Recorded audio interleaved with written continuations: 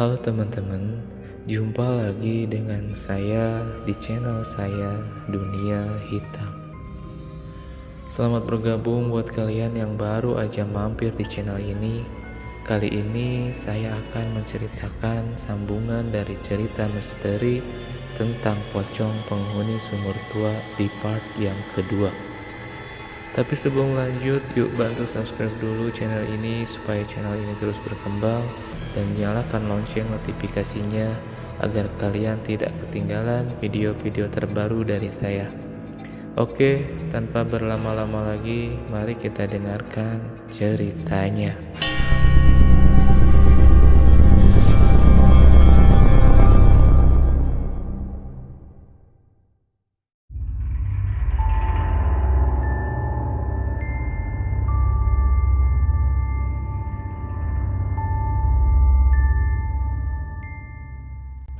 Rumah tersebut berada di pojokan jalan, sehingga saat aku melewati tikungan, aku bisa melihat bagian belakangnya yang tanpa pagar. Ada sebuah bangunan yang sepertinya itu adalah sumur. Ya, sumur yang masih tradisional. Lumayan besar, namun sudah tertutup lumut dan tumbuhan yang menjalar. Sedangkan di samping sumur tersebut berserakan batu bata bekas bangunan yang telah ambruk. Mungkin itu adalah bekas kamar mandinya. Tak berapa lama kemudian, muncul orang berbondong-bondong sambil membawa tambang dan tangga. Mereka lewat begitu saja di depanku, yang sejak tadi sibuk memperhatikan bangunan angker tersebut. Karena kaget dan jarak mereka terlalu dekat, aku tak mampu mengerem, dan akhirnya aku menabrak salah seorang di antaranya. Gedebrak! Aduh, rintihku. Aku jatuh ke samping. Semua jahitanku jatuh di sebelahku. Tragedi jatuhnya aku tak membuat orang-orang itu berhenti. Mereka tetap saja melanjutkan aksinya yang entah mau apa. Sementara orang yang aku tabrak pun juga tak bereaksi. Walau dia ikut jatuh, dia segera bangkit dan mengikuti gerombolannya.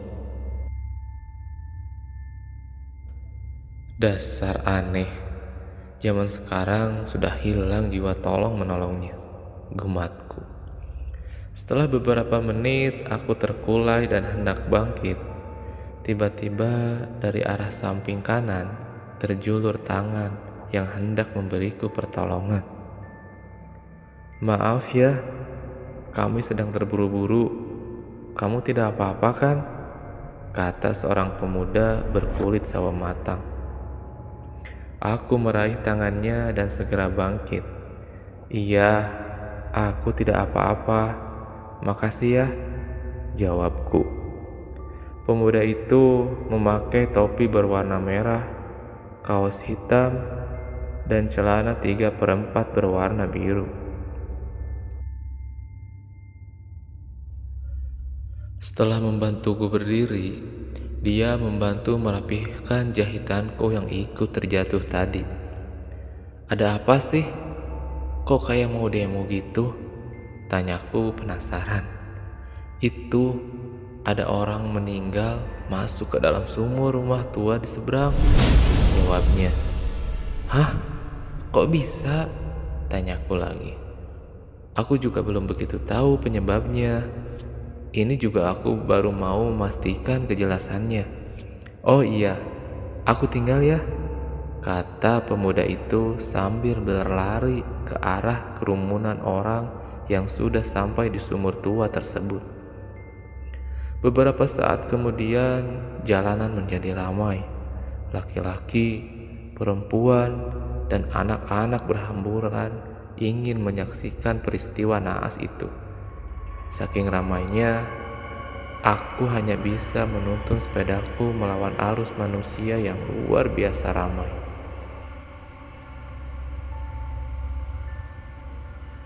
Tak ada niat sedikit pun untuk bergabung dengan mereka. Aku sangat takut sekali melihat jenazah. Ada rasa trauma saat aku melihat jenazah bapakku beberapa tahun silam. Pelan-pelan aku melewati satu demi satu manusia yang silih berganti menghampiri TKP. Sesekali aku memperhatikan mimik muka mereka. Salah satu wajah yang sedikit menyita perhatianku adalah wajah seorang wanita yang usianya mungkin sama dengan ibu tiriku.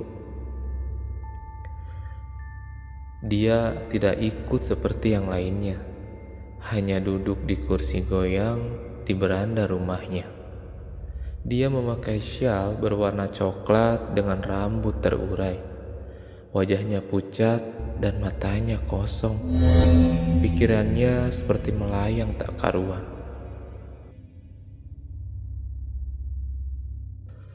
Di suasana yang begitu ramai, dia sama sekali tak terpengaruh.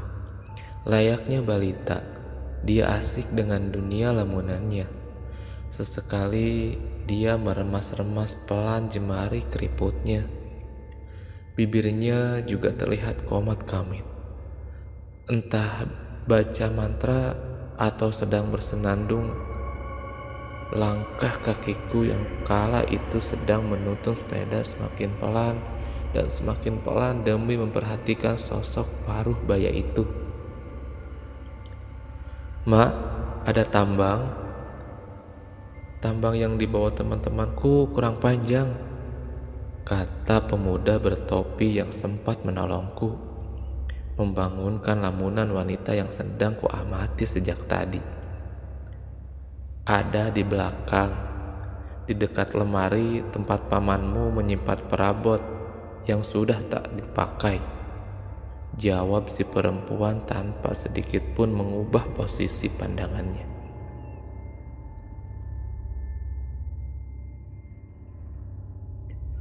Si pemuda langsung bergegas ke belakang.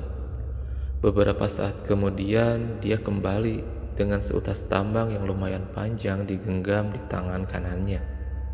Sedangkan tangan kirinya sibuk mengalap keringat yang sudah mulai membanjiri dahinya. Beberapa langkah setelah keluar dari rumah yang dipanggilnya emak tadi, dia sempat menoleh ke arahku sambil melemparkan senyum kecilnya. Aku pun membalasnya dengan senyuman yang kecil pula. Langkahnya cepat dan sigap seperti tim SAR.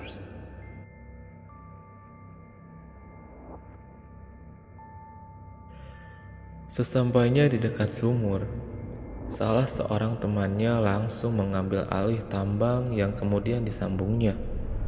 Si pemuda yang belum diketahui siapa namanya itu segera membelitkan tambang, mulai dari ujung beberapa lilitan dan kemudian diakhiri dengan membuat simpul erat di pinggangnya. Pelan-pelan dia menuruni sumur yang walau dari kejauhan masih terasa nuansa angkernya. Beberapa temannya memegang ujung tambang yang satunya. Terdengar keras suara orang-orang itu. "Terus, pelan, terus."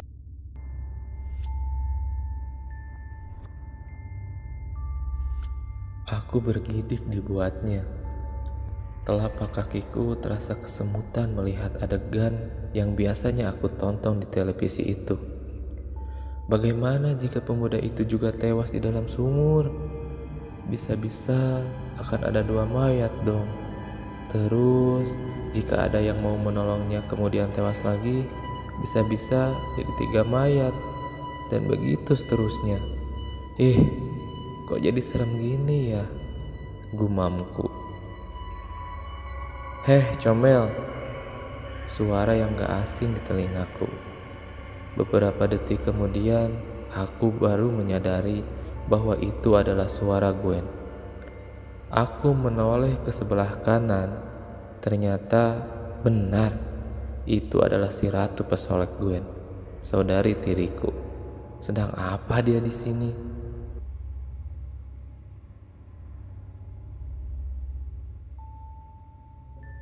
Kalau kerja tuh yang bener, Jangan kayak siput aja. Kalau gini kapan kelarnya?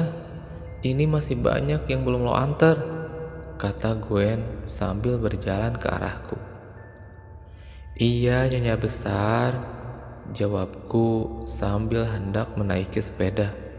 Namun sebelum pantatku nempel di sedel, Gwen menarik boncengan kendaraan tradisionalku itu, sehingga aku sempoyongan dan hampir jatuh untuk kedua kalinya. Untungnya refleks sebelah kakiku kuejakan ke tanah dan kembali kupacu sepedaku jauh meninggalkan si sumber kesialanku itu. Dasar gila, celetehku untuk Gwen.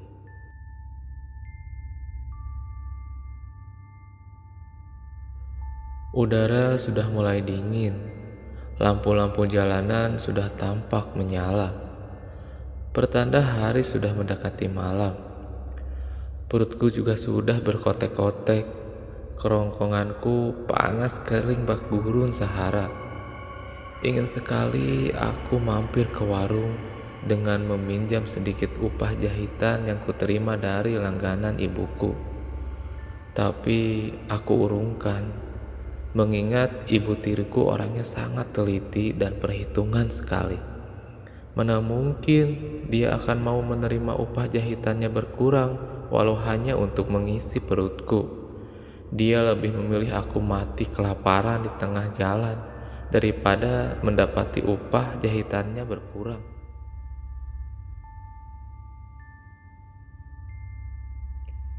Lebih baik aku bergegas pulang saja dan menghajar laparku ini di rumah, daripada kena omel setelah melihat keranjang yang kutempatkan di boncengan belakang sepedaku sudah habis.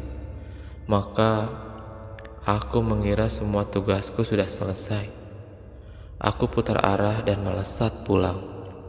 Namun belum sempurna aku memutar sepedaku, sebuah teriakan dari rumah di ujung jalan mengagetkanku.